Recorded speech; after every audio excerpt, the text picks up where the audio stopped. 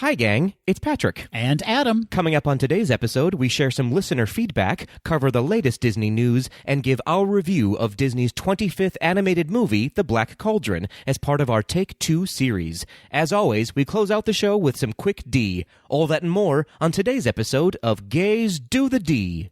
To all who come to this happy place, welcome.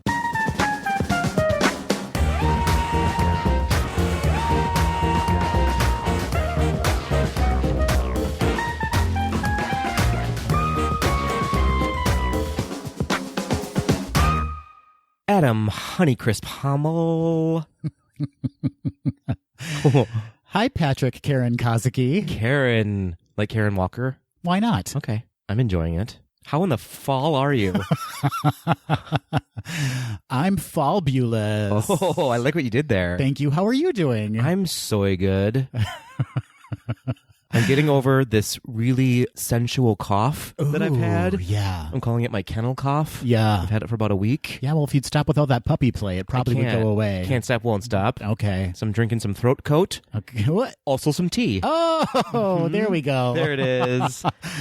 But besides all that, it's been a pretty good week. Good. Tell me all about it. Tell me something interesting about Patrick's life this week other than your cough and your coat. Well, that's all I've got, really, in my life. But my sister-in-law, Dana, recently got married. Congratulations, Dana. Congratulations, Dana and Andy. They got married and had the reception at the Minnesota Zoo. Oh, how was that? Super fun. The cocktail hour, we got to walk through the Tropics Trail. Oh. And see the tapirs. Yeah. And the monkeys. Did you throw a drink in a monkey's face? I did. Okay. He knows what he did. Yep. Mm-hmm. Let's see. I had a wine and crafts night with our friend Aaron last night. Oh, that sounds wonderful. Yep. We made some delightful magnets. Okay. They are terrifying and beautiful at the same time. And then I went to boxing this morning, and I'm doing a podcast with Adam Honeycrisp Hummel. Oh, my gosh. How was your week? Less exciting. Yeah. I've got a dog that's afraid of a chair in my living room all of a sudden for some reason. That's problematic. Why is Penny barking at a chair that's been there since the day we got her? Maybe there's a ghost in the chair. I think so. There hasn't been a chair here in years.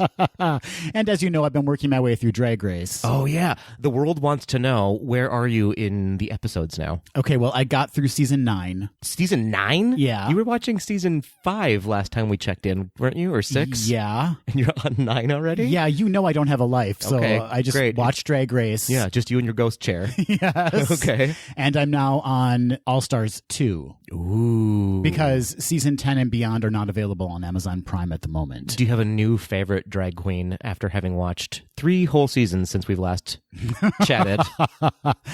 Oh, well, I love Sasha Velour. I really do love Sasha. Interesting. Yeah, I think that she brought something new and interesting and exciting and dark and funny to drag. Okay. Yeah. Okay. And I love Shea Coulee. Shea Coulee is one of my favorites. She's rumored to be in the new All-Stars. Oh, I hope so, because she is phenomenal. And she's from Chicago. Yeah, and honestly, I will say about that last season, season 9, with Shea and Sasha, that any one of the top 4 could have won, and I would have been happy with that choice. Yeah, but when she lifted her wig and the rose petals came out, I was like, I'm sold. You're the queen for me. What a moment. Yeah, it was iconic. Oh, I just loved it. So yeah, I'm now on All Stars 2, which is also just a phenomenal group of queens. Alaska. Oh yeah, of course. Detox. Yeah, it's kind of like all the old hits are back. Katya. Katya is, I think, my very favorite queen. Katya is amazing. So smart. Yes. So funny. Yes. And like a dark past as well. Yes. I love her. And I love how each of her interview segments is basically an outtake. Like you can clearly hear the producer laughing in the background because she's so smart and funny. Mm-hmm. Now that we've become a RuPaul podcast. I know. Do you think we should talk about Disney, or do we even need to? I guess we should. Okay, Disney drag? We just went to a Disney drag brunch a couple weeks ago. We did. It was fabulous. Our worlds are colliding. Yes. Well, let's get into the episode, Adam. Okay, let's do that. Patrick, as of this episode release, we are just 16 days away from our Disneyland trip. That's just 2 weeks and some change. I can't believe it. That's crazy town. What are you most looking forward to other than meeting listeners?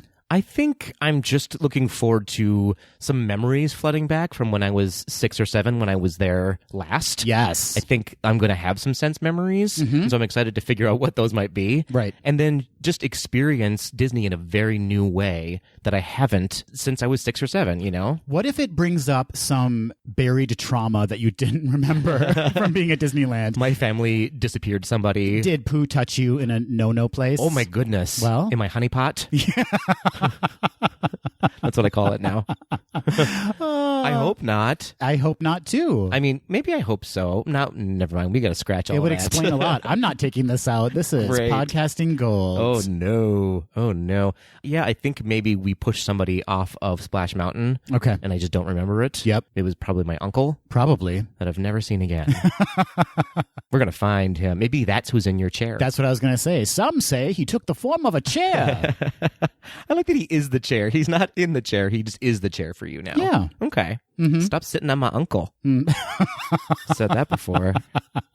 Tell you what. What does he look like? That's my question. What are you looking forward to in Disneyland? I'm looking forward to being there with you. Oh, I should have said that. And no, not at all. I'm looking forward to being there with you and seeing your reactions to things. Yeah, fair enough. And having new experience for the first time Disneyland as an adult. For the first time in forever. Mm-hmm. I'm looking forward to you getting to hang out with me as well. That is the most Patrick answer that could ever come out of your mouth. It's all true. I only speak the truth. Just like Toulouse-Lautrec.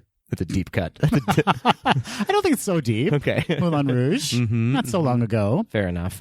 So it looks like we have a few shout-outs to talk about, Adam. We sure do. We've got a couple of new listeners. One of them is Mo, who emailed us with a sweet little note saying, "Hi, fellas. I listen to podcasts all day at work. You should maybe do some more work at work, Mo." That's multitasking. Oh, fair enough. I do it. Listen and work. Why not? And yours is a fairly recent but much beloved discovery. The world is so bonkers and stressful that I love being able to escape into your episodes full of Disney joy from two delightful guys. Thank you so much for giving me a reason to smile and laugh while I'm otherwise trapped in a cube. Oh, yeah. Fair enough. You're welcome, Mo. That is really sweet of you to say. That is very, very sweet. Why are you trapped? I want to know. Do they like just put a bookcase in front of you and you can't get out of it?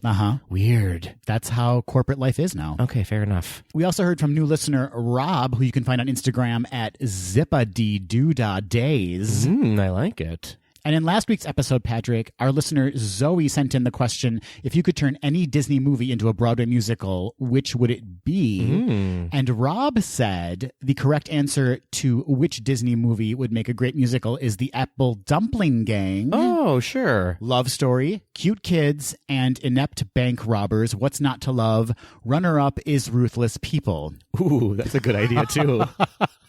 Bring back Bette Midler. Yeah. I always forget to include the live-action movies when we're talking about Disney canon. I know, and some of them are Touchstone, too. Like, are we going to delve into Touchstone? I will not touch that stone unless you do first. All right. Okay, let's touch it together. No, let's not do that. That's awkward for everybody. That's a scene I'm not ready to explore with you, Patrick. Like that you left the window open, though.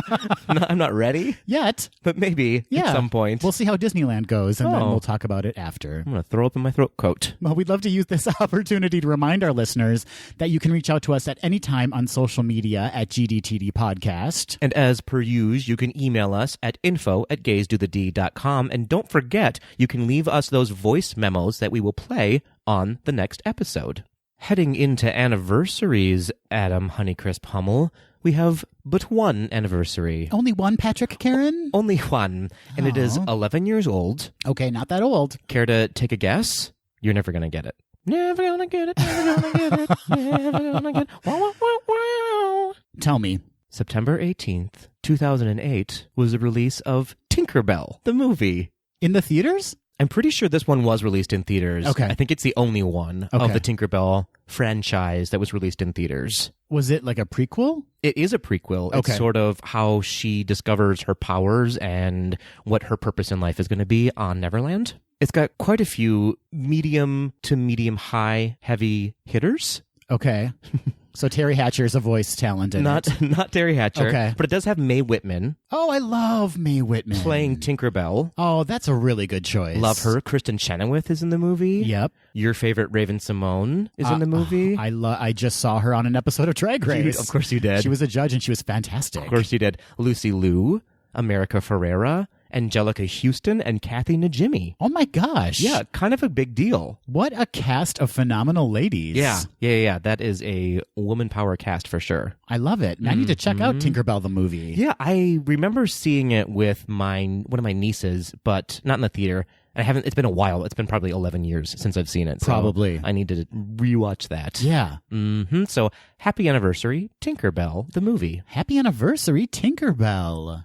As you know, Patrick, on each of our Disney trips, we take along a bag of buttons with us. We sure do a sack of pins. Yes, GDTD buttons that we give out to listeners as we encounter them in the parks. People swarm us. Yeah, it's a nightmare. Children are pushed. Yes, they're pinned. And several people have written into us asking for the buttons. Like, we just mail them the button. Sure, yeah. Which just seems lazy to me. Like, you need to come into the park and meet us. That's true. To get a button. Spend thousands of dollars to fly across the country. To get a 19-cent for button. a button. That's right. Well, that's actually no longer the case because you can actually now purchase the buttons. What? From our website, gazetothed.com. You can go into our merch store, and the buttons are now available in 2 sizes. Amazing. So for those of you that have been asking for buttons, now you know where you can find them. But you can still find us in the parks to get a free one. That's right. But those are highly coveted. Yeah. Because they've been touched by us personally with maybe more than our hands. Whoa. Who can say? Who can say? We should also mention, Adam, that we've got some really cute new Halloween merch on the shop as well. We do. They're so delightful. I love the new designs. Yes. So everyone, head on over to gazetothed.com and check out the new merch in our store, won't you? Get that merch, though. Last but not least, before we head into the news, Adam, we should do a second call out to help us name y'alls. Say what? Yeah, man. I'm hip to the kids lingo. That's what the kids are saying, right? Name y'alls? Name y'alls. So we're looking for a nickname for what we call our listeners. I've been saying the Ds or our D Army every once in a while, but we need something that all of you can relate to. We've already had some submissions. We have. Yes. Love it. But we'd love some more. We need a bunch to choose from. And if you are the lucky person that we choose that name from, we're going to send you a little prize. Yeah. I was thinking maybe a t-shirt. I was going to send some nudes. Okay. Some drawings, though. Oh. Very Titanic. Yeah. I want you to draw me wearing only this. You're going to see only my heart of the ocean. No one wants to see that, Patrick. I don't know. There's one or two. Okay. It's mostly just me. I'm the only one who wants to see it. Send it to yourself. And even then, I'm like, ugh, who is that? Well, as you know, you can send us your suggestions via social media at GDTD Podcast. And everyone say it together now. You can always email us at info@gazetothed.com. Adam, speaking of nudes, you know what sounds like nudes? What? News. I did not see that coming. Let's do some nude news. No. I should put my clothes on then? Put all of your clothes back. What are you doing? Put all of your clothes back on. We are a respectable gay podcast. All right, let's do the clothed news. Ugh. No nudes news. What? No nudes news.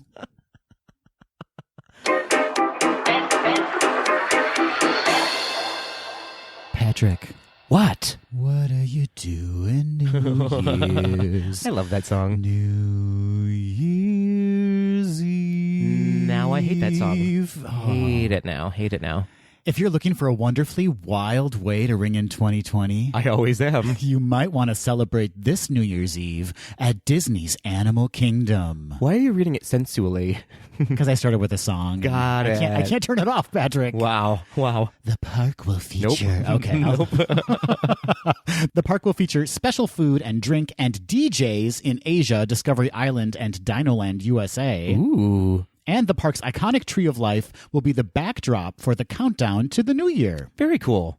Guests will also be able to participate in special pin trading opportunities and nab a limited edition New Year's Eve pin. Ooh, I love that. To learn more about New Year's Eve in Disney's Animal Kingdom and special events throughout the Walt Disney World Resort, visit disneyworld.com/New Year's Eve. Sensible. Which park would you most like to ring in New Year's Eve in? My answer is twofold. Okay. I feel like Epcot would be the place to be. Oh, yeah. For New Year's Eve, Yeah. but crowded as the day is long. So I don't know that I would enjoy it as much as I'd want to. But not as crowded as Magic Kingdom, right? I don't know. I think they both kind of hit capacity on New Year's Eve. Oh. I know. What the heck do you think the animals are going to be thinking at midnight when the DJs are still playing? They're going to be like, shut up. Oh, they're going to be like, yas, queen. They're going to serve elephant New Year's Eve realness.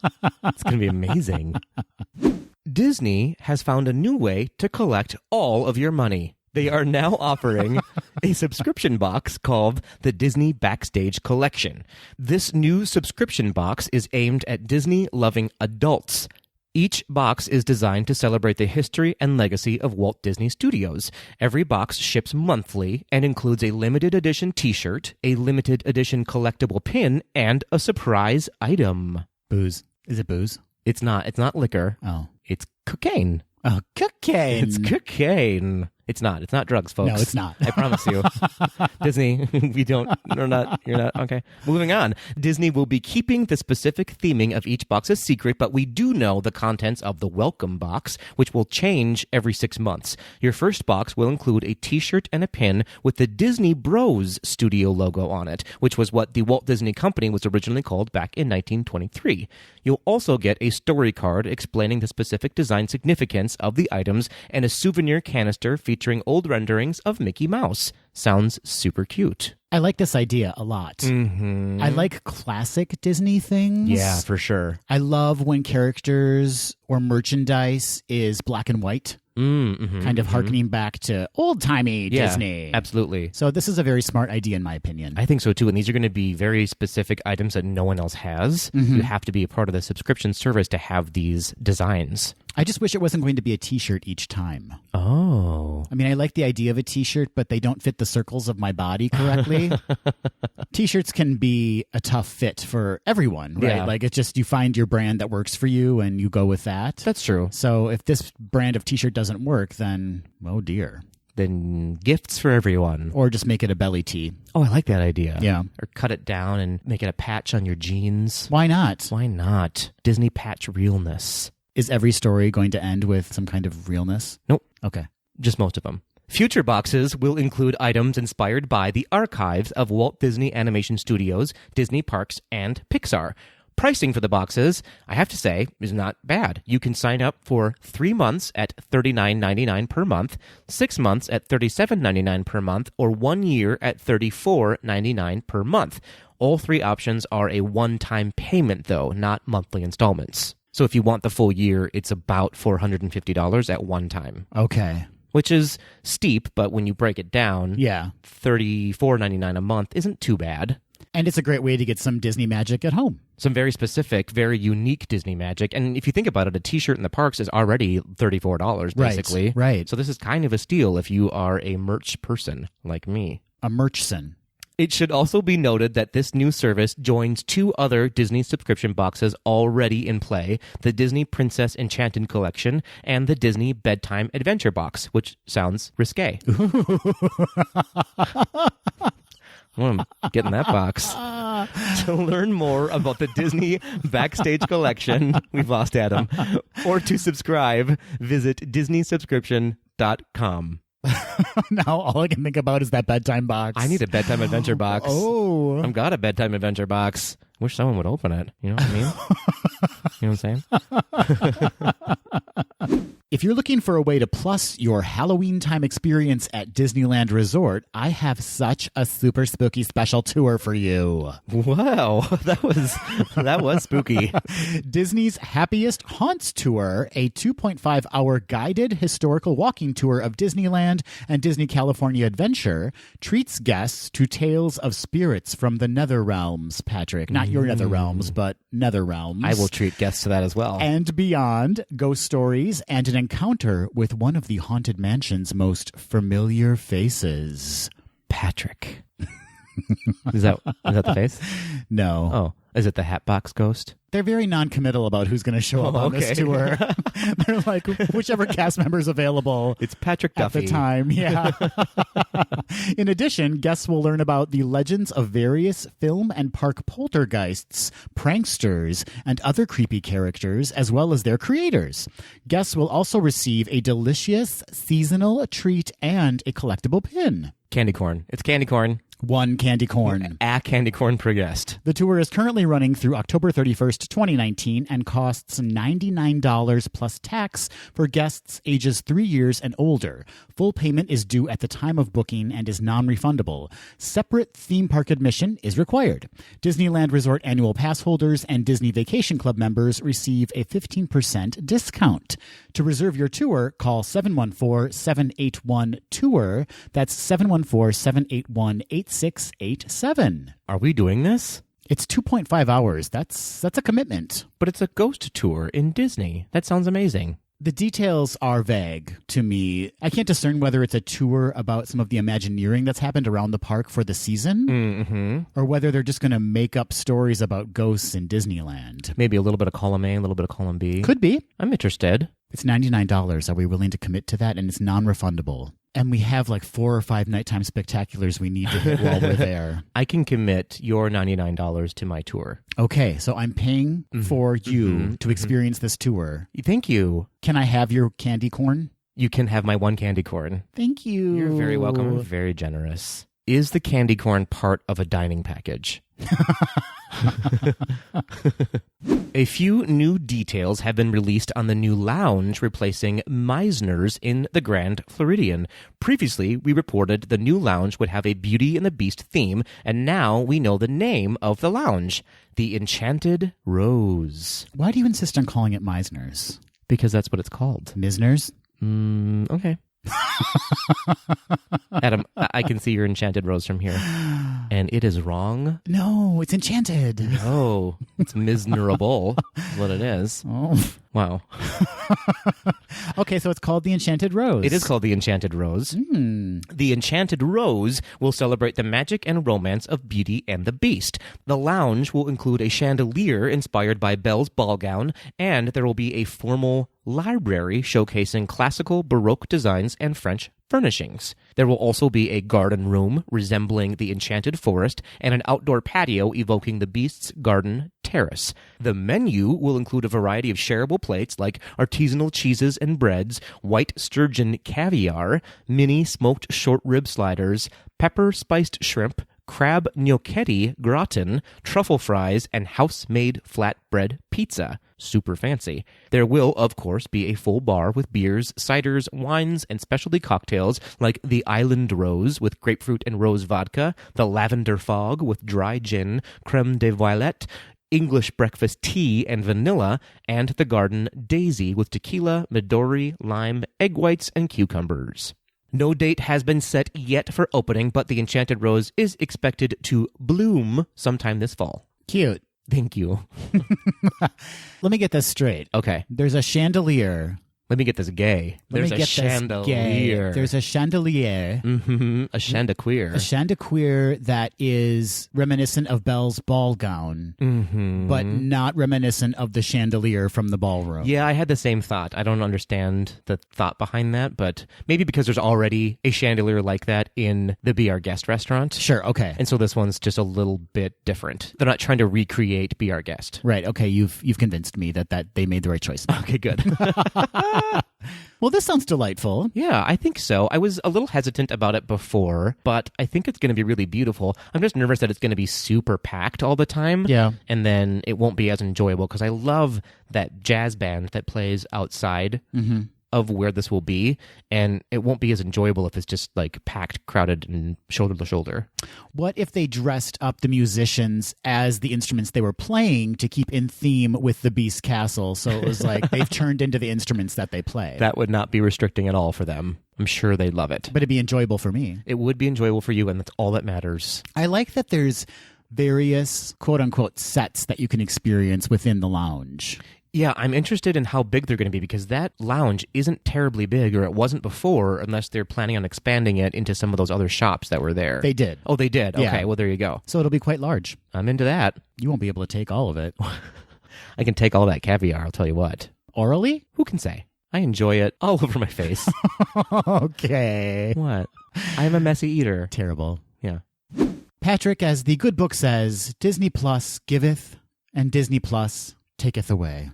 Which book is this? The good one. Harry Potter and the Deathly Hallows. That is the correct answer. Okay, got it. Last month, we learned that Disney Plus stopped development of Book of Enchantment, a series based on the Villains book series by Serena Valentino. Rude. So rude. Yeah, I was excited about that. Although, quite frankly, if they're thinking they can't get it right, they should absolutely pump the brakes on that because I guess so, it could be hysterically terrible. We know that's not the good book. If they don't. We figured it out. Yeah. No, I actually heard those books are really entertaining. Yeah, same. How dare you? How dare you rip on Serena Valentino? I will slap myself. According to an August 22nd, 2019 Variety article, the series was slated to tell the origin stories of Disney characters like Ursula from The Little Mermaid, the Beast from Beauty and the Beast, Maleficent from Sleeping Beauty, and the Wicked Queen, a.k.a. Rebecca, from Snow White. Yes. And last week, Patrick, we learned that Muppets Live Another Day, the scripted comedy series written and executive produced by Josh Gad, would also no longer be moving forward at Disney+. Boo. The poorly titled Muppets Live Another Day, I guess, because they will not be living another day. Yeah. Kill them off. No. According to a September 9th, 2019 Deadline story, there was a discrepancy between the writing team's creative vision and that of the top brass at Disney-owned Muppet Studio, which last year became part of Disney Parks Experiences and Products in a company reorganization. So Bob Chapek is basically running the Muppets now. So he's got his hand up Kermit's. What? Mm-hmm. Got it. Muppets Live Another Day was to pick up right where 1984's The Muppets Take Manhattan left off. That's one of my favorite movies. I love The Muppets Take Manhattan. Mm-hmm.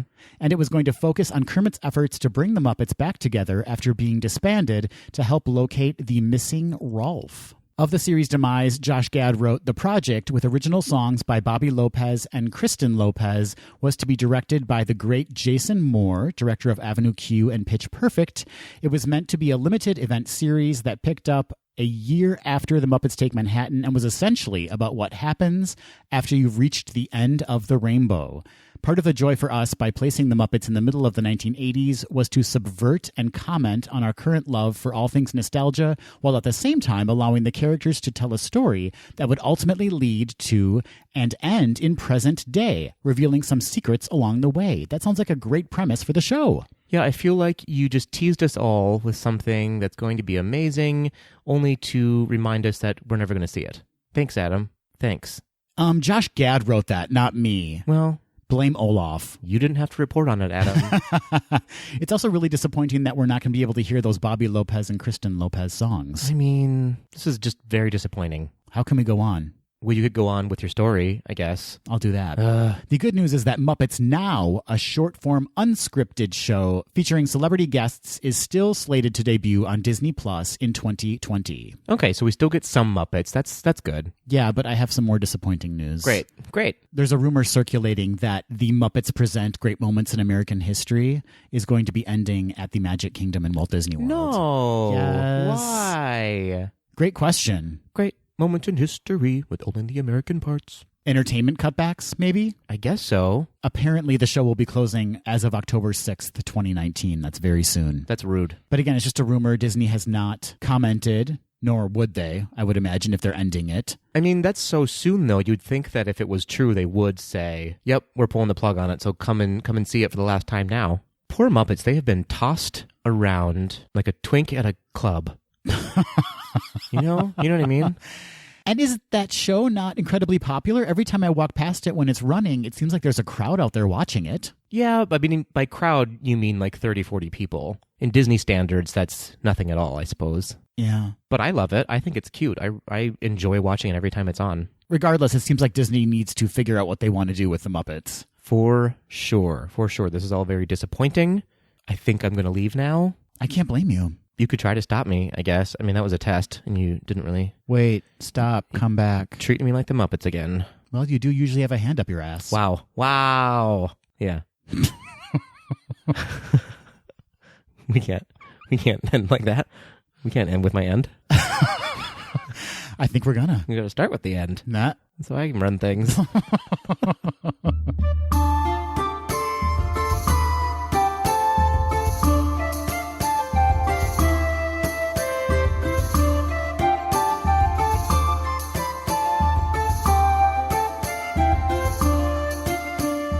Adam, Patrick, Do you know what we haven't done in a while? what's that? Take two together. Oh. Take two and call me in the morning. No, for those of you who don't know, Take Two is when Adam and I revisit a classic Disney, or recent Disney, I guess, movie, watch it again, and review it for you all. Yeah. It was one of our very first episodes. It when we was. did a Take Two of Bambi. Remember? I do remember. Aww. And now we're Twitter-pated and adults now. 1 year later. Yep. Jaded. Yeah. You're very old. Jaded and Twitter-pated. That needs to be a shirt. Wait, I did not get a chance to comment on how rude it was that you called me very old. Oh, I don't remember that. I don't remember saying that. Let's move on to the topic of our Take Two episode. Yes? The Black Cauldron. I'm very, very excited to talk to you about this, Patrick. Samesies. Because this is a strange one, is it not? This movie is a beat in Disney's history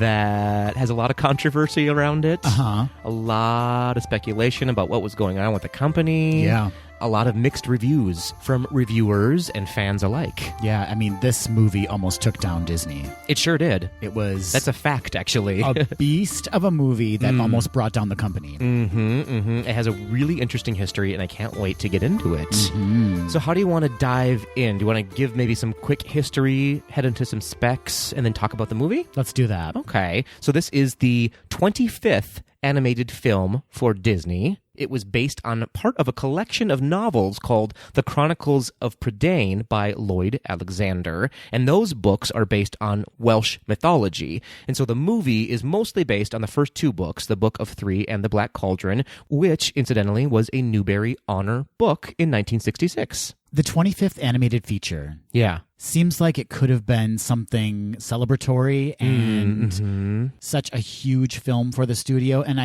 going into it, they wanted it to be the case. Yeah, for sure. But it just didn't turn out that way. Well, ironically, this was probably supposed to be the 24th film. That's right. Because when they started making it, they intended for it to be released in 1981, I think. I think 1980. Yeah, pretty early on. And then Yeah. they realized that they had a lot of work to do. And so they shelved it for a second and replaced it with The Fox and the Hound, which then became the 24th movie. So it would have been the 25th movie, The Fox and the Hound. Which, again, not a great movie for its 25th movie. Yeah, good point, Patrick. It was supposed to be the 24th feature. Interesting. So there's a lot more history we can dive into later on, but let's dive into some specs around the film. Want to kick us off, Adam?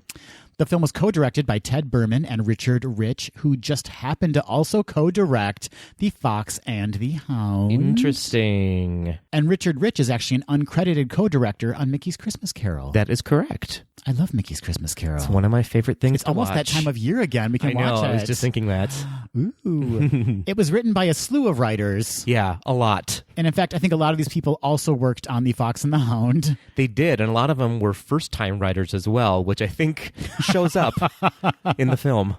Well, if you're taking a series of books and turning them into an animated film, wouldn't you want to rely on writers that have never written before? Obviously. Seems like a great idea. Especially when it's like medieval fantasy. Right. A real easy genre to tackle. So the writers were David Jonas, Vance Jerry, Ted Berman, Richard Rich, the directors, Al Wilson, Roy Morita, Peter Young, Art Stevens, and Joel Hale. A real sausage fest there. Oh, it's true. It's true. And all of these men replaced one woman who was supposed to write the movie. Her name was Rosemary Ann Sisson, and she left due to creative differences. And so it took 37 men to replace one woman who probably would have done a much better job with this film. And this was the only instance where creative differences came into play during the making of this film. That is not true. Oh, that is not true. That is not true at all. Oh, it's not. Oh, this movie was doomed.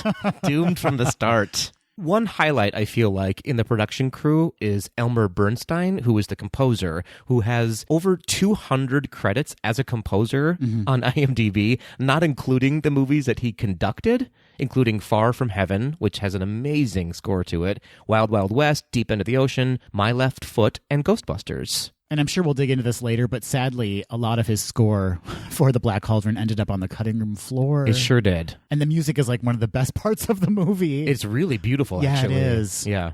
All right, Patrick, let's turn to the voice cast, shall we? I mean, they really drug out some amazing, Stop it. amazing actors. I was going to say, you know, a lot of British actors. They are a lot of British actors. Not a lot of great credits on those IMDb pages. I mean, stuff we wouldn't recognize because it was produced in the UK. It's true. But if you're questioning any of their credits, just assume that at least 75% of the cast appeared in Midsummer Murders at some point. Because they did. It's true. There are a couple of fun names in here. Oh, yeah, for sure. And we'll get to those. Yes. All right. So let's start with Taran, who was voiced by Grant Bardsley. And the only credit of note for me, for Grant, was that he appeared in the Jim Henson Hour in 1989 in the segment Monster Maker. Which one was that? I don't remember the specifics, but there was a giant dragon that came to life. It was like a mechanical dragon that came to life. Do you remember that? I don't. Were there a lot of shadow puppets in this one? No, I think you're thinking of the one where like the knight captured death. Oh, the like get into the bag situation? I think you're thinking of that one. Okay, But man, the Jim Henson Hour was so good. It was really good and really dark. It was. I love it. Moving on, and Patrick, I have to admit, this is going to be like a phonics lesson for me because I cannot pronounce half of these characters' names. Yeah, well, it's all fantasy, so, you know. There's a lot of consonants. Interpret as you will. Voicing Princess Ilanwi. I think that's right. Okay. Good job. Was Susan Sheridan. And Patrick, I'm sure you remember her from Muzzy in Gondoland in 1986, and Muzzy Comes Back in 1989. Now, I remember her from Noddy's Toyland Adventure. Oh, sure. Sure. Why wouldn't you remember her from that? I mean, yeah, stand out. Yep. Freddie Jones voiced Dalbin, and interesting to note, he is the father of actor Toby Jones. Great. Toby Jones appeared in Captain Marvel, the First Avenger. He was in that Truman Capote movie. Oh, you're right. He actually played Truman Capote in the movie. That's right. Okay. He's like a diminutive British actor. I'm sure you've seen him in a lot of things. Oh, for sure, for sure. Freddie Jones also appeared in The Elephant Man, and there's another voice cast that appeared in The Elephant Man we'll get to later. We should also note that he was obviously in the TV miniseries No Bananas. No Bananas. Why didn't I mention that first? I don't know. It feels like a miss. Oh, what's wrong on with your me? part? Sorry about it, Freddie Jones. Well, Nigel Hawthorne voiced Fluter Flam, and both of those have two Fs, just so you know. It's Fluter and Flam both have two Fs. Double Fs.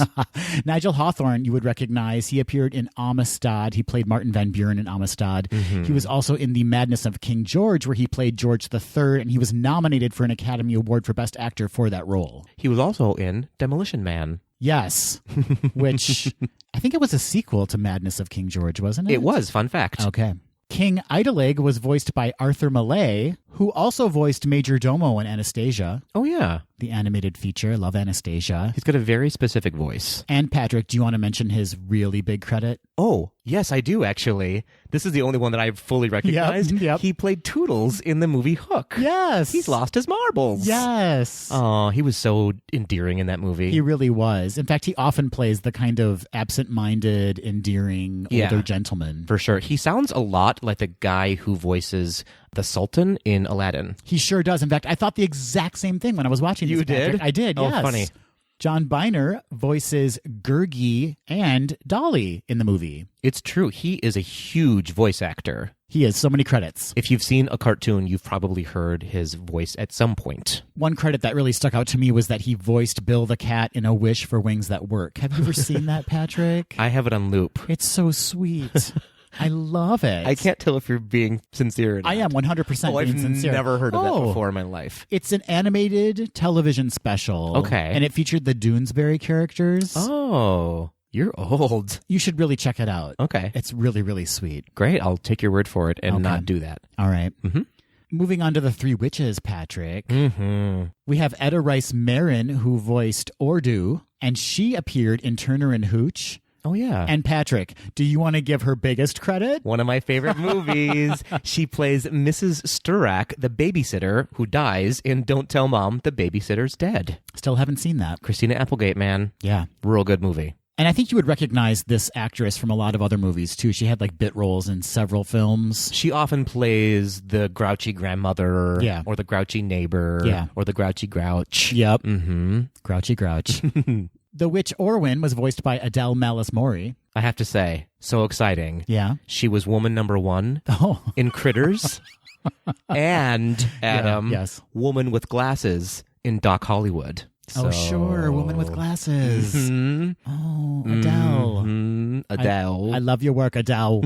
And the last of the three witches, Orgok, was voiced by Billy Hayes. This woman has made a career of playing a witch. It's kind of fascinating. She sure has. She played Witchy Poo in H.R. Puffin stuff. It's true. Witchy Poo! Witchy Poo. And she was uncredited as the voice of the witches in The Nightmare Before Christmas. It's true. She also played the Cackling Witch in all of the Shrek series. Fun fact, the Cackling Witch was actually roommates in college with Woman with Glasses. Is that right? From Doc Hollywood. Fun. Yeah. And they found each other again in They this movie. did, yep. Good for her.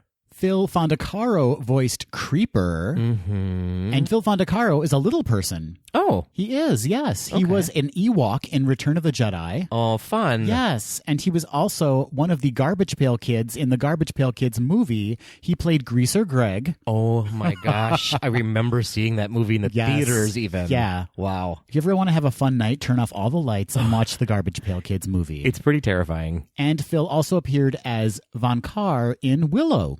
Oh, cool. What a fun career. Moving on to the Horned King. The Horned King was voiced by John Hurt. Mm-hmm. And John Hurt appeared in 1984. He played Winston Smith, the lead. Mm-hmm. He appeared as Kane in Alien. Oh, yeah. And he played the title role of the Elephant Man, John Merrick, in The Elephant Man. You're missing one very big credit of his. Contact? No. Oh. He plays Ollivander in the Harry Potter movies.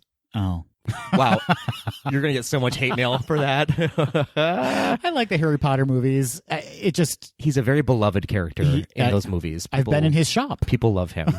It's true, yeah. I thought you were going to mention Contact. He plays S.R. Haddon, and I love Contact. I was not going to mention Contact. All right. It's a good movie. Yeah. I feel like Harry Potter might resonate a lot more with our listeners, though. That's true. That's true. I like that you omitted. You're like, no one's going to care about Harry Potter. I am super excited for the Contact-themed land coming to Epcot later, though. Fun. Yeah. I mean, it's kind of true. Yeah. And last but not least, the prologue narrator was voiced by John Huston. John Huston is probably best known as a director, although he does have acting credits. But he directed, get ready for this, The Maltese Falcon, The Treasure of Sierra Madre, The African Queen, Moby Dick, The Misfits, Prizzy's Honor. He's an incredibly talented and lauded director. The African Queen is my brother Aaron's very favorite movie. I love that movie. It's a really beautiful movie. Mr. Allnut. That's my Katharine Hepburn. I liked it. Thank you so much. It was adequate. It was adequate. So that pretty much rounds out the main voice cast for The Black Cauldron. Well, there is one Easter egg voice actor we should mention. Who dat? One Wayne Allwyn plays one of the henchmen in this movie. The guy who used to voice Mickey Mouse voices one of the henchmen? Sure does. Wow. Yeah, you can hear him faintly in the background going, oh boy. I wish that were true. Yeah. But it is true that he was a voice actor, but I wish that, you know what I mean. So what we normally do on our episodes of Take Two is sort of go through the plot a little bit. But I feel like, and we can try to do that, this movie was such a mess that I don't even know if I could give it justice. Once upon a time, there was a magical pig that had visions if you stuck its snout in water. Yep. And the evil horned king wanted to find where the Black Cauldron was. Oh, and by the way, the Black Cauldron is basically a haunted cauldron that contains the soul of an evil king. Yes. And the Horned King wanted to find the Black Cauldron. Right, because anyone who wakes up the cauldron can rule the world. That's right, with a dead army. And so the Horned King finds the pig and figures out a way to wake up the Black Cauldron. And there's a group that tries to stop it from happening. A ragtag group of... misfits. Misfits is the right word. A random girl and her flying orb. Yep. Are one of them. Yeah. Gurgi, the half-person, half-tiny bear. Kind of Wilfred Brimley looking. Yeah. An unexpected minstrel. Yeah, why is he there? Joins them. Yep. And a pig. And a pig keeper. We should mention the lead character, I suppose. Yeah, I guess so. Although I hated him throughout the entire movie. You did? They turned him into such a whiny little brat the entire movie. Well, he had to talk to himself a lot. Why was that happening? He was talking to himself so much. So much. I feel like he and I get each other because I feel like I talk to myself on this show a lot. Just getting nothing in return. Wow. So the Horned King releases the dead army. Spoiler alert. Yep. And then one of the characters commits suicide. Sacrifices him or herself. sacrifices themselves. Yeah. And then the dead army dies Yep. along with the Horned King, and everyone lives happily ever after. Yeah. That is the actual plot of The Black Cauldron, according to Disney. What would you compare the plot to? The Wizard of Oz? I would actually, I got a lot of Lord of the Rings feels. Oh, for sure, the from Lord of the this. Rings. Yeah. Part of why Disney did this movie in the first place is sort of their answer to this fantasy craze that was happening at the time, right? The animated Hobbit was just coming out, the animated Lord of the Rings, Dungeons and Dragons had just been created. Mm-hmm. And so they needed something to compete in this game, and they chose this Chronicle, which could have been really cool, because the books are actually pretty amazing and award-winning, and they messed it up, Adam. They did, but you can see the potential there. Like, you can see how this could have been amazing. And in particular, Absolutely. I feel like if this had been a musical, it would have gone so much further. Okay. I'm really needing musical numbers in this. And I think the fantasy realm kind of lends itself to musical numbers because Sure. it's already fantasy, right? So there's no kind of suspension of disbelief, even though, yes, you are watching an animated movie to begin with. Right. But I could see this being a successful musical. Had they gone that route, but they didn't. It's a non-musical. It's almost a non-movie. Let me ask you this. Yeah. We weren't huge fans of The Fox and the Hound. Did you prefer The Fox and the Hound over this movie? I sure did. Okay, I'm the opposite. I actually prefer this to The Fox and the Hound. Okay, why? I think there's more artistically behind this movie than there is to The Fox and the Hound. I think you're right, visually and maybe orally with the composition of the music. Yeah.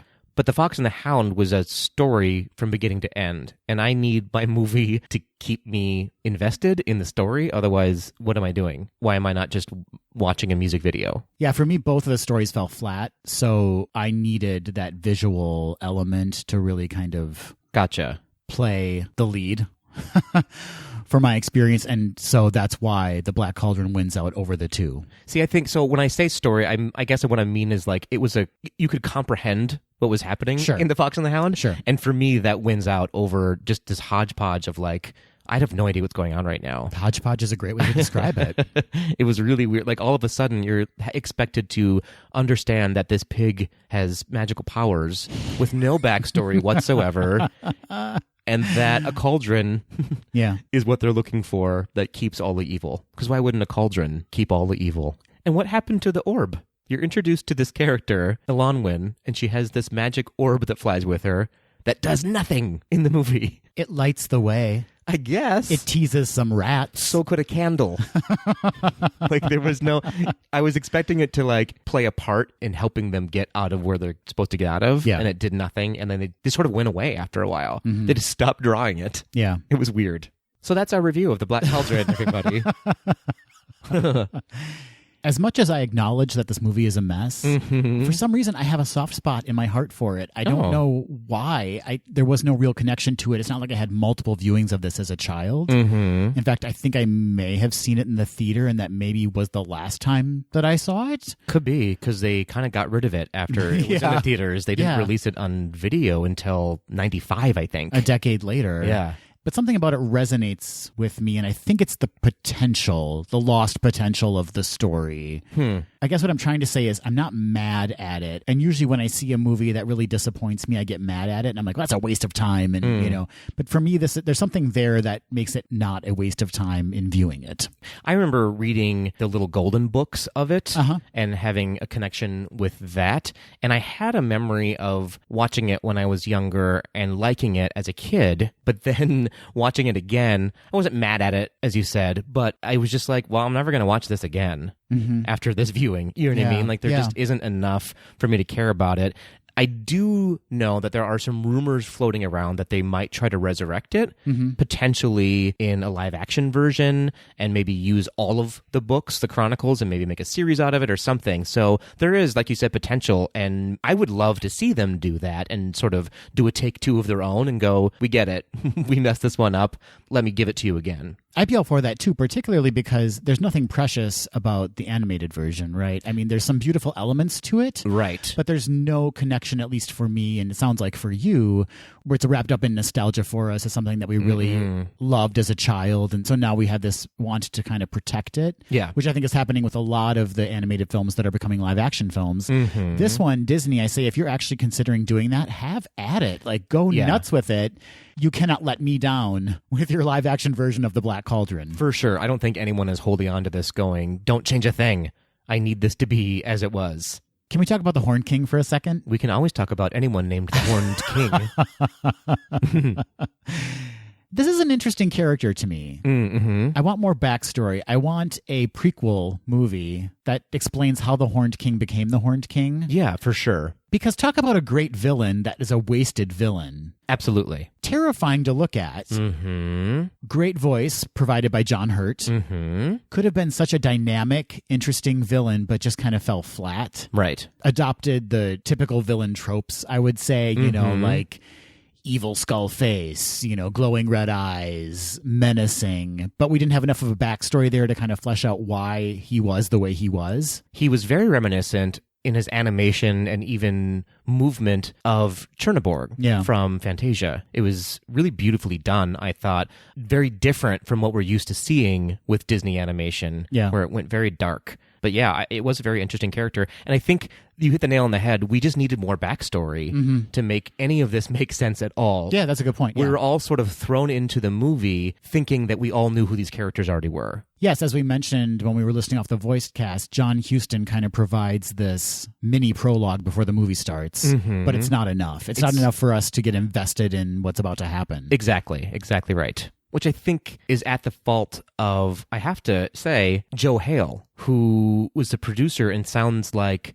got rid of a lot of the original players who were creating this movie already. Yeah. And for whatever reason, a lot of these people, including Tim Burton, who was originally designing a lot of this film, had a lot of creative differences with him. And as we mentioned before, Rosemary Ann Sisson, who came on to be the writer, also left. Two major animators, John Musker and Ron Clements, also left due to Joe Hale. So I have to wonder what happened there. What rubbed them the wrong way with him? Jeffrey Katzenberg. Oh. I think studio chairman Jeffrey Katzenberg compounded the issues that were already there as well. So not only was it Joel Hale, it was Jeffrey Katzenberg. I mean, let's face it, this movie was a mess almost from the start. And it just got worse and worse and worse to the point where Jeffrey Katzenberg wanted to go into the editing studio and start cutting a cut of the film himself. Right. But it took Michael Eisner to come in and say, no, please don't do that. Stop it. Yeah. I mean, what a cast of characters producing this film. Yeah, it suffered from too many cooks, I think. Yes, that's exactly right, Patrick.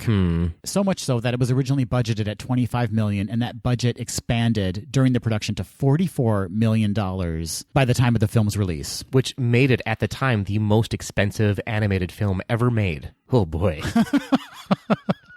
I mean, it should be like a masterpiece for that amount. Show me the receipts, guys.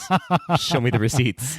The film only earned $21.3 million domestically and led to a loss for the studio, putting Walt Disney Feature Animation near bankruptcy. This definitely played a huge part in almost shutting the studio down completely.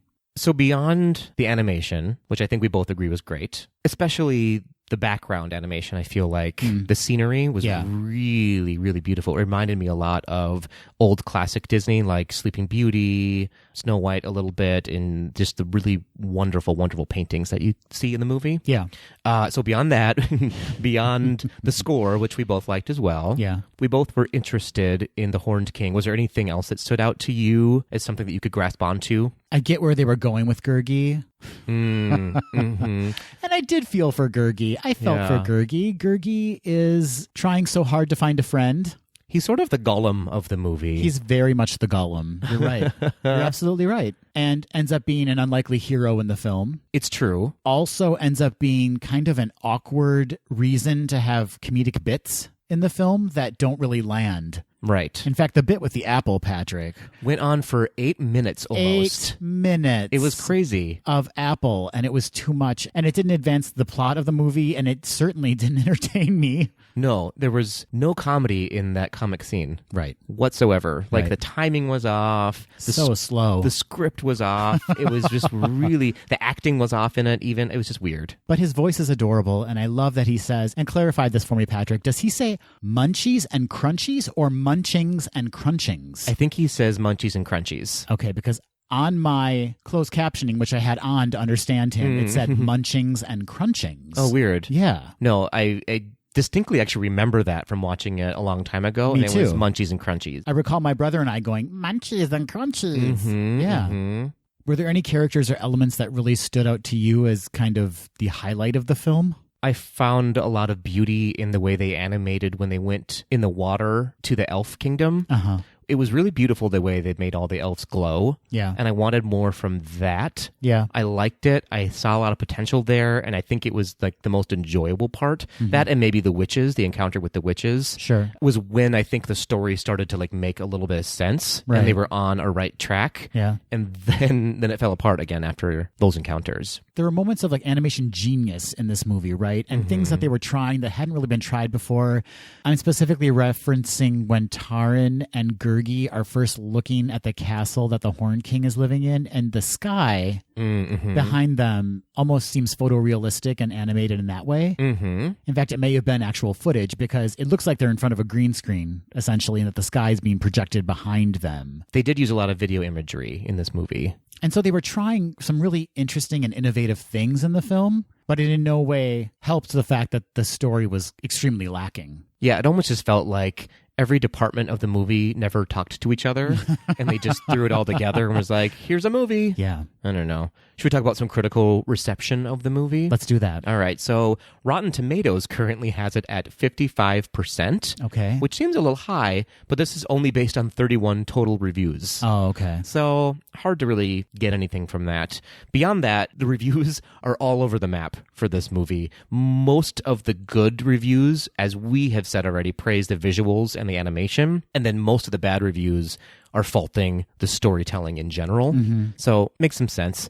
Lloyd Alexander himself, who wrote the books, has a really interesting take. He goes, "First, I have to say there is no resemblance between the movie and the book. Having said that, the movie in itself, purely as a movie, I found to be very enjoyable. I had fun watching it. What I would hope is that anyone who sees the movie would certainly enjoy it, but I'd also hope that they'd actually read the book. The book is quite different. It's a very powerful, very moving story, and I think people would find a lot more depth in the book."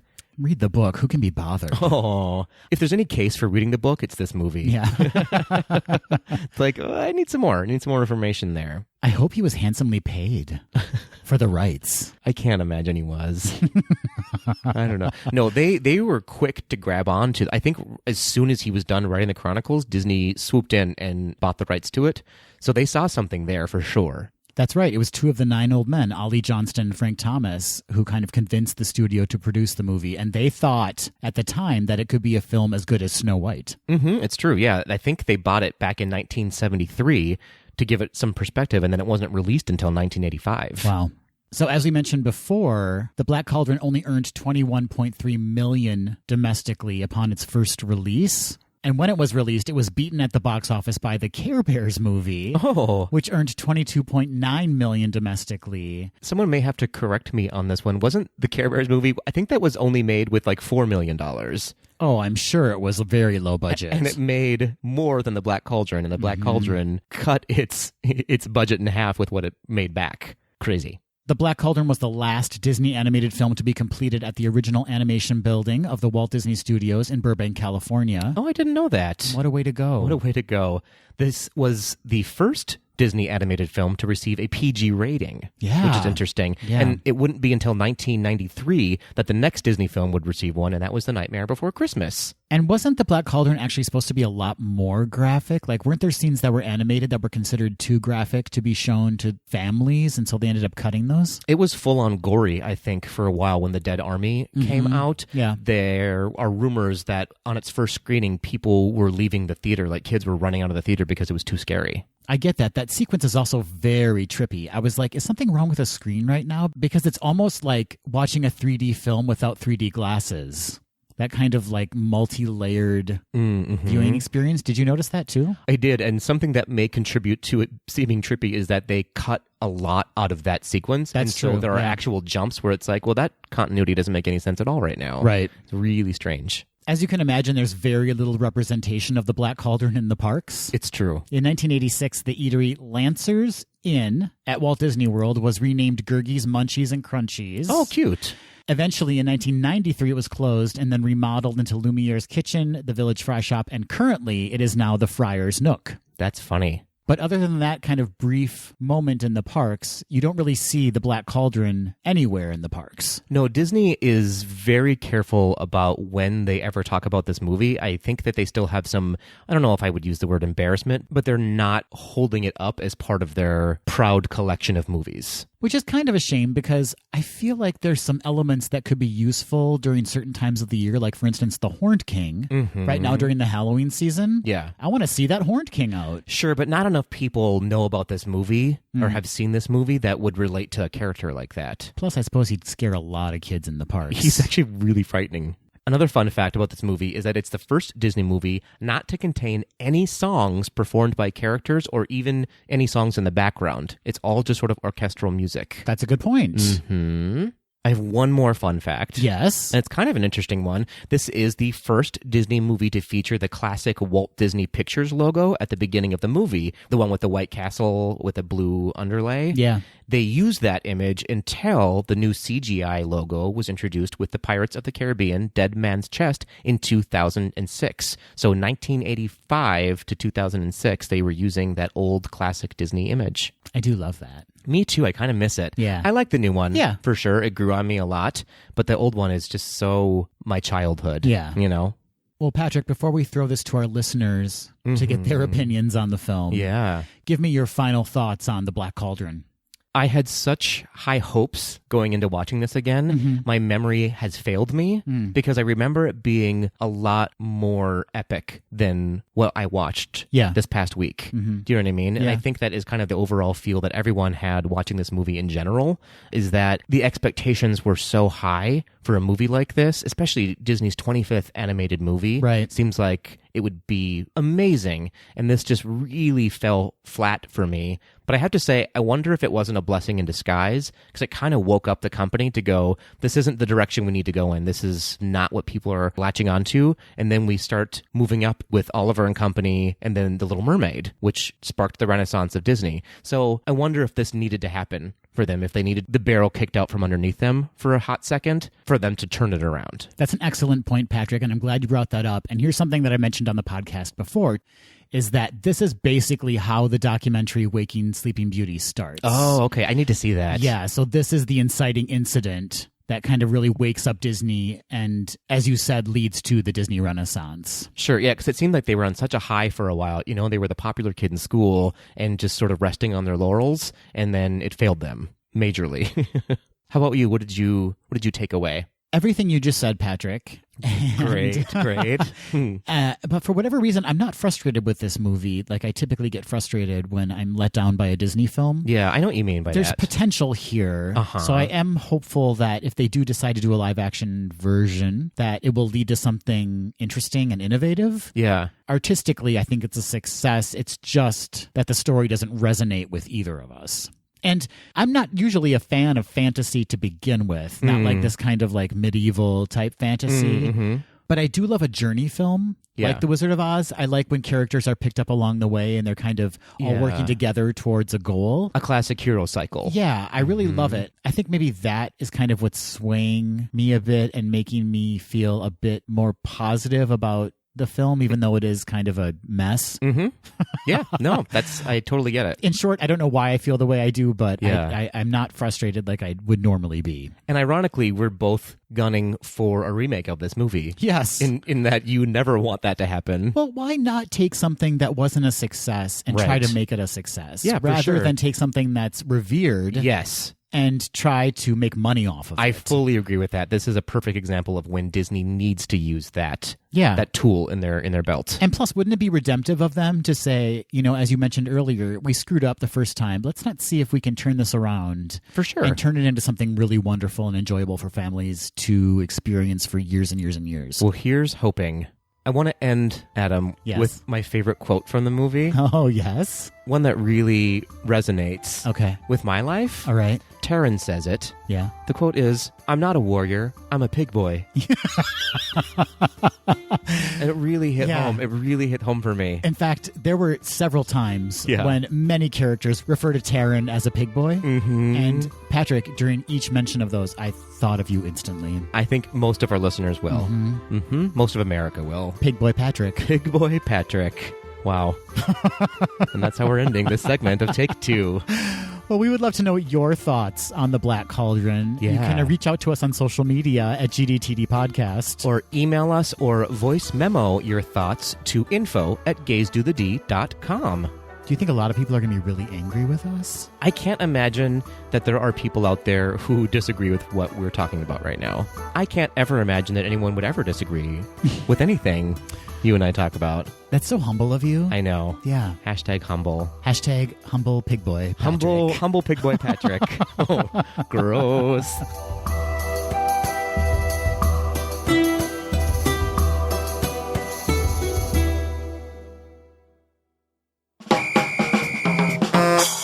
Hey, Patrick. Hey-oh, Adam. It is time for some Quick D. Hit me with some quick D. And this week's Quick D segment is Quick D Classic. Ooh. That means for those listeners that have not experienced Quick D before, Patrick and I are going to ask each other a question we have not been privy to prior to recording, and we are going to answer that question off the cuff. I'm only wearing cuffs right now. I wish you'd put on more. Finger cuffs. I wish you... Wait, what? Yep. Finger cuffs? Yeah. What are finger cuffs? Like the Chinese finger cuffs. You ever had those Oh, before? okay. They're made out of wicker. Yeah, I got that. Mhm. Yeah. I get really nervous using those because I'm Me too. always terrified that I'm going to be trapped in it forever. Because you can't just cut it with some scissors. Well, I guess I could, yeah, but that doesn't, not in my mind. You're stupid. In my mind, I need to get, I know. No, you're very I smart. need to get out of it sometimes very smart. All right, where are we going with this? Quick D. Quick D, here we are. Quick D question. Patrick, I want you to ask me your question first, please. Okay. Adam, now that Disney is coming out with subscription services, Yes. I think Gays Do the D needs a subscription box. Okay, it sounds like a lot of work, but okay. What's that box? What's that box? What's in the box? What's in the box?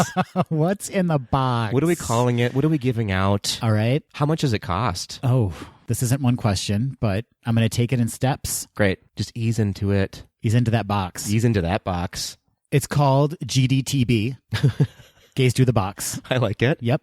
And as you said, it's a subscription service. It is. It is. What does it cost? $500 a month? Wow. We have some bills to pay. I know. I like it. What do the folks get for $500 a month? Not much. Great. Not much. No, I think the first thing they get is a locket of each of our hair. That's a really good idea. Yeah. From where?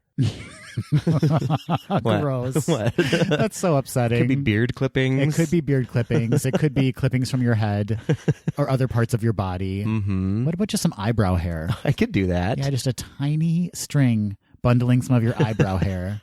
Every time I go to Ted, who cuts my hair, he goes, "Let's give those eyebrows some attention." And I'm like, "Thanks, Ted. You're right, but thanks." Has it been happening as you get older? Has it been Yes. happening more and more? Well, because then they like a gray one will poke out from its friends and Yeah. be like, "I'm here." Yeah. The older I get, the more I realize that I am turning into my father. And my father had, all I can describe them as is like Gandalf brows.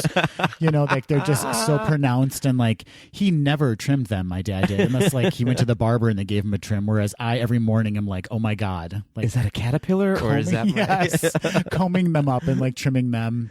Wow.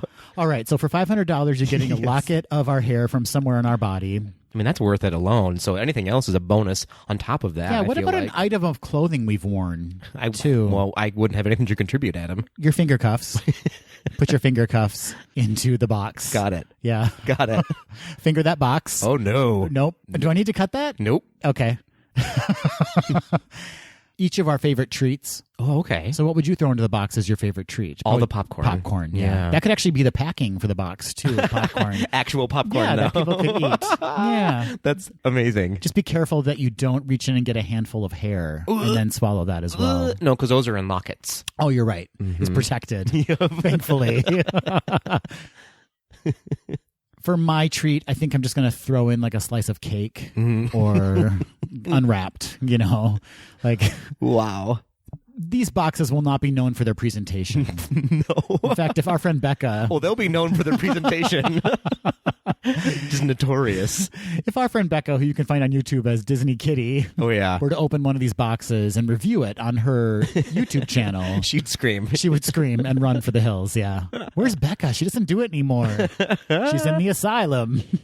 We drove her away. She never recovered from opening that GDTB. You know she'd buy it, though. Well, yeah. She loves a good box. Hi, Becca. And last but not least, Yeah. probably the highlight or the featured item in the box, The piece de restraint. the piece de restraint. The piece de restraining order would be a visual representation of each of our favorite Disney characters, Oh. made entirely of gum that we've chewed. Oh, I love that idea. Yeah. So for you, what? Your favorite character, Donald, maybe?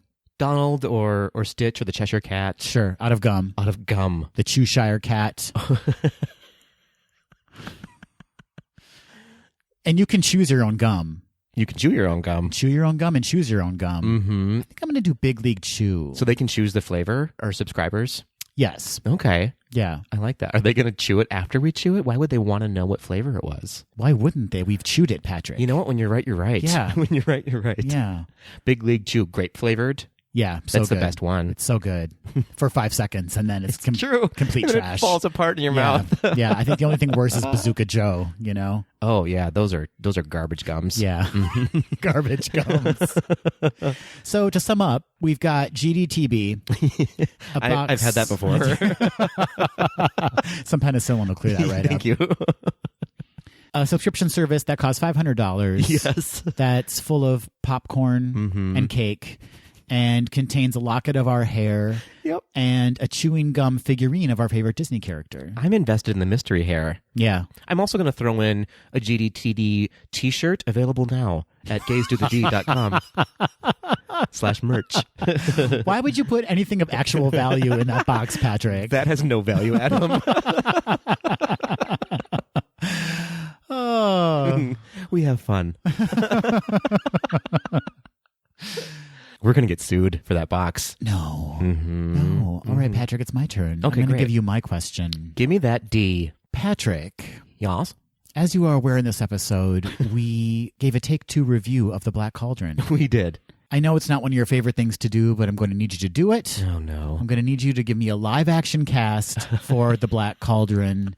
Tell me who's going to play Taryn, who's going to play Princess Alwini, who's going to play Fluter Flam, who's going to play Fluter Gurgi, Flam, yeah. or who's going to be a motion cap version of Gurgi, who's going to play the Horned King. There's so much to think about.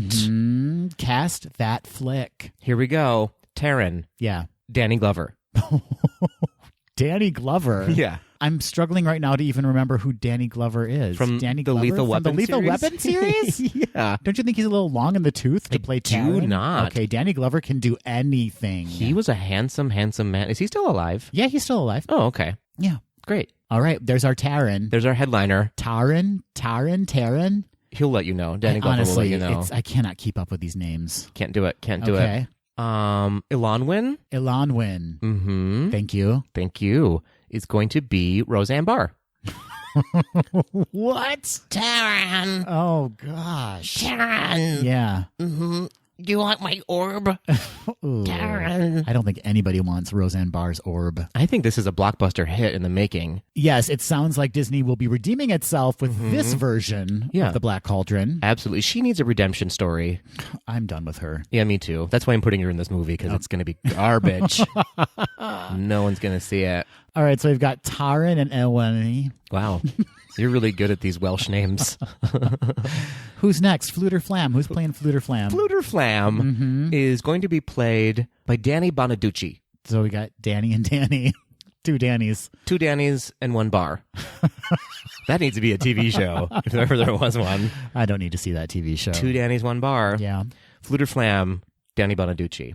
Because of his amazing vocals from the Partridge Family?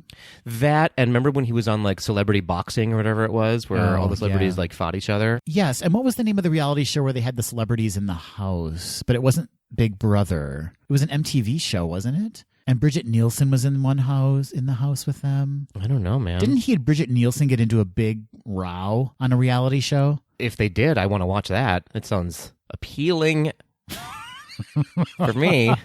Anyway. Okay, Danny Bonaducci's playing Flute or Flam. Great. Give me that Gurgi. Give me that Gurgi. Kristen Bell. Kristen Bell is Gurgi. She can do anything. She can do anything. Yeah, Kristen Bell. Okay. For the win. She's also going to double as the pig. Why not have her play all the animals in the film? Is it just the pig and Gurgi? That's it. Is Gurgi even an animal? I don't know what Gurgi is. He's described as a half man, half animal. Real descriptive. Yeah. Real descriptive Disney. Well, Kristen Bell's in Disney's pocket for sure. They own her, so she's probably contractually obligated to do this. Yeah, she's lined up for it. She's ripe for the picking for this wonderful, wonderful remake. And she and Roseanne have such good chemistry, don't you think? I don't think. Oh, well, we're going to find out. Okay. We're going to find out. Taran. She was so good in She-Devil. Remember that one? Who else do we have? The Horned King. Yeah. Kristen Chenoweth as the Horned King. I never, ever would have expected Kristen Chenoweth as the Horned King. I never would have expected you to be so down on Kristen Chenoweth, Adam. Well, I gotta hate. I don't hate her. She would belt all the high notes in her vocal vocabulary.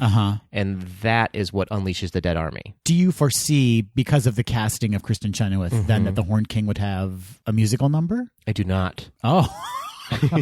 Do not foresee that with her and Kristen Bell. Why would you throw music into that mix? Why bother? Why would you bother with that? Yet shockingly, Roseanne Barr as Elwani does have a musical number. Elan Wynn. Elan Wynn.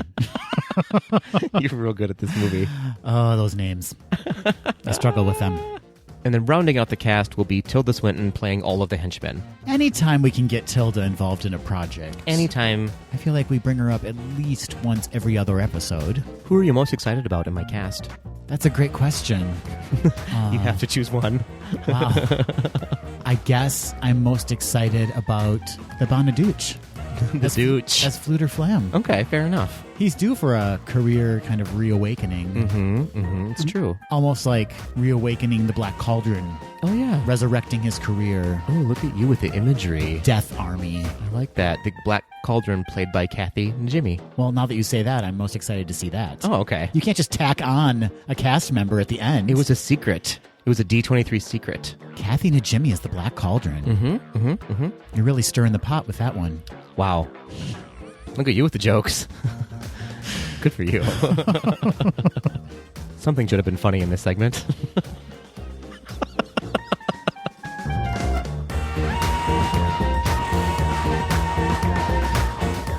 That will do it for this episode of Gays Do the D. Thanks for listening. To become a patron of the podcast, visit our website at gaysdothed.com/donate. For a donation of any amount, you can receive exclusive Gays Do the D content and help us continue to bring you the very best Disney news and discussion. Continue the conversation after this episode on Facebook, Instagram, and Twitter at GDTD Podcast. Submit your questions or show ideas to info@gaysdothed.com. Have a great week, everybody. See ya real soon.